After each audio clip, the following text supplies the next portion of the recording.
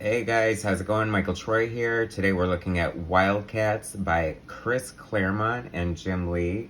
How cool is that? So anyway, hit subscribe. I'm gonna cue the intro and I'll be right back. MichaelFitzTroytv. Comic book art critiques. Snarky, sarcastic ways. Representing geeky gaze. 80s comics rule the day. Hurry up and turn that page. Michael Fitz Troy. Alright, so this should completely dispel any thoughts, rumors, or whatever that I think a lot of people believe that Jim Lee sort of was responsible for Chris Claremont leaving the X-Men, which is not true by any stretch of the imagination. It was editorial differences. And the fact that Jim Lee, after he left Marvel and went on to do his own book, Wildcats, for Image Comics, eventually had Chris Claremont write an arc for him. So I think that shows goodwill. I mean, what else do you need? So this is great. It's so funny. I was looking at some, 90s comics, and, it was definitely during the bad girl phase. And I don't think this flies anymore. I mean, she's basically just has her bare butt hanging out. I think the rule was, like, as long as you had, like, a thin, piece of cloth over it, anything went. I mean, even Wonder Woman was wearing, like, a really, like, scandalous outfit. But whatever, sign of the times, bad girl days, I don't know. Does anything hold up from the bad girl days? Like, do we cherish them? Not really, but I guess they had their place in time. And luckily, it's over. So what year is this? This is the 90s. I was gonna say, wondering if this is like the World Trade Center, but I'm not sure. I don't think so. Although it very well could be.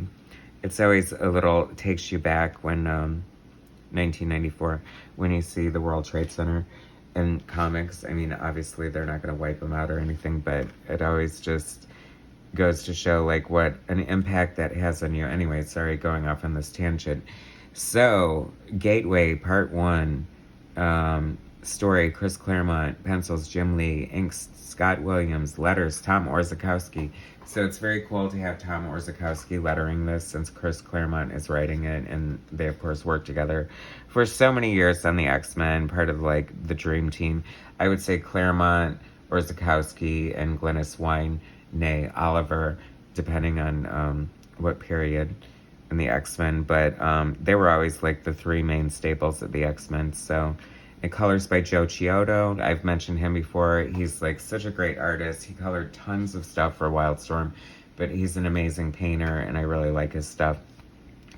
So, I don't know, Wildcats, it seems kind of funny that, Jim Lee would eventually sell Wildstorm and then go become this big DC guy. And, according to Eric Larson, I think it was Eric Larson, it might have been Rob Liefeld, but the reason that Jim Lee sold Wildstorm to DC Comics is because he put so much money into the Wildcats cartoon that it basically broke him, so he needed to like make a move, and that's what he did. And one of the interesting fallouts of that, I always thought, is that because, of course, he had Alan Moore working for him with America's Best Comics, and then so once Wildstorm became DC, Alan Moore was essentially working for DC again, which he swore he would never do, because he felt screwed over by Watchmen, which I'm not going to even get into that right now, but I have my issues with Watchmen. Like, I mean, they're basically knockoffs of the Charlton characters, so it's like, how much stake do you really have in it anyway? Because that's what he wanted to use in the first place. But once again, I've gone off on a different subject. This is funny. This is looking like kind of different for Jim Lee to me. Like, first of all, I noticed like the huge Todd McFarlane moon in the background. And then the anatomy is just so crazy on this. Like, superhero proportions, she should be probably like 7 or 8 heads tall, And she's like 13 heads tall, which means that 1, 2, 3, blah, blah, blah. How many heads tall is she? To mark, you know, like proper anatomy. And this is leaning into like Rob Liefeld territory where they're like 17 heads tall and, you know, anatomy's just out the window. But, you know, it's Jim Lee and he's fantastic and amazing. Voodoo, I love Voodoo. She's probably my favorite Wildcat. Her and Zealot. Well, Void is cool too, though. It's funny because you would think that the Wildcats, especially since they were under Jim Lee, maybe they were more popular than I thought they were. I mean, of course, Image books were all like record-breaking sales, but that was a lot because, you know, collectors thought they were going to be worth money someday, so it really drove the sales until they realized having, you know, 5 million copies of Spawn laying around aren't going to be worth crap because they're so readily available. But, you know, once again, that's a story for another day. But the art looks freaking fantastic on this. It's funny, I don't really, I mean, as exciting as it was to have Chris Claremont and Jim Lee teaming together again, I don't recall any of this story. I don't recall anything about the Wildcats, really. I guess that is proof in the pudding that, you know, they're kind of throwaway, but kind of not. I mean, people love Wildcats, right? It was so funny, and not to be a perv or anything like that, but I was like, wow, nice glutes there. Like, that is, it's funny because Image is kind of known for, you know, their wonky anatomy and poses and stuff, and it's all here. I feel like as beautiful as this is, it sort of, you know, the height of Jim Lee's art was definitely on the X-Men. I mean, he's still a great artist. His stuff is beautiful, and I really don't understand.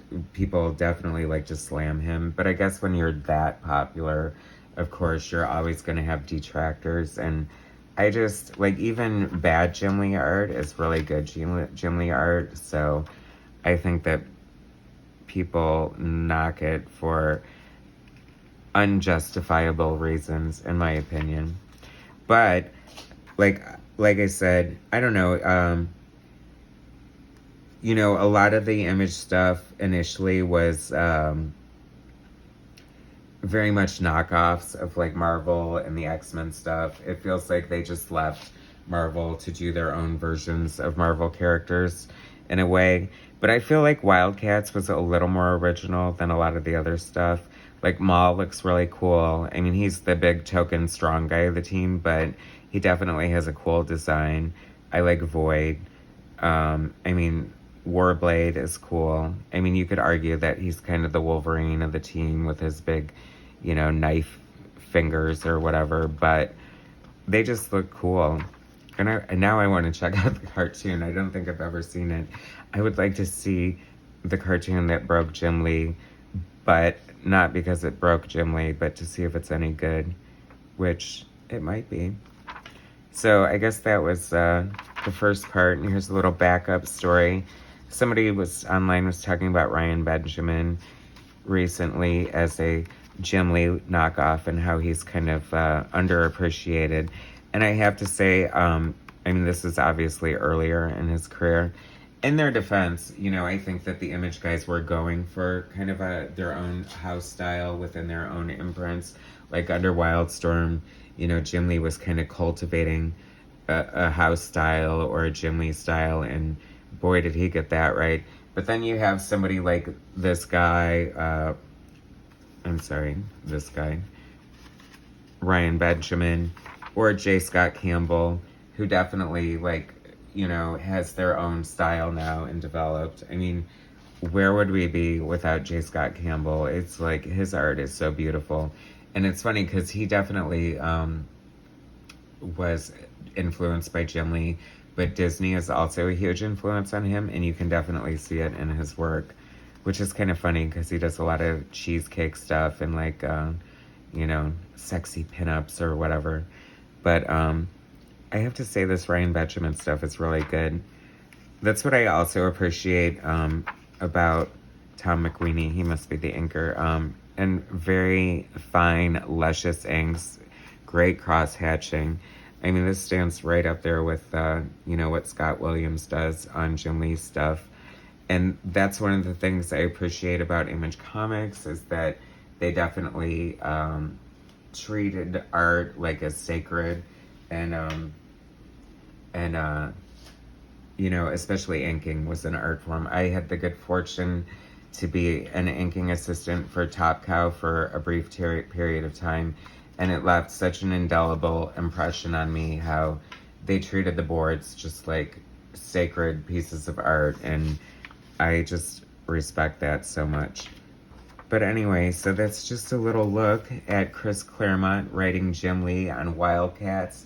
If you didn't know that was a thing, Wildcats number 10, seek it out. I want to say it was probably 3 parts.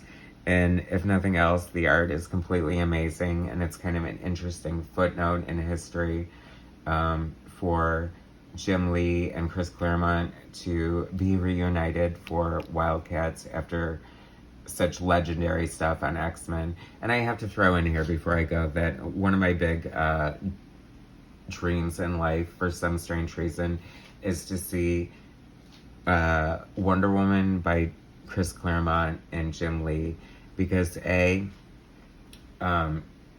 Chris Claremont writes amazing women, and I think he would just nail it. And Jim Lee's tackled pretty lengthy runs on Batman and Superman. And while Wonder Woman was part of those and part of the Justice League run, he's never done like a solo Wonder Woman story. And I just think, like, I mean, who doesn't want to see Jim Lee's, you know, Themyscira and Amazons and blah, blah, blah.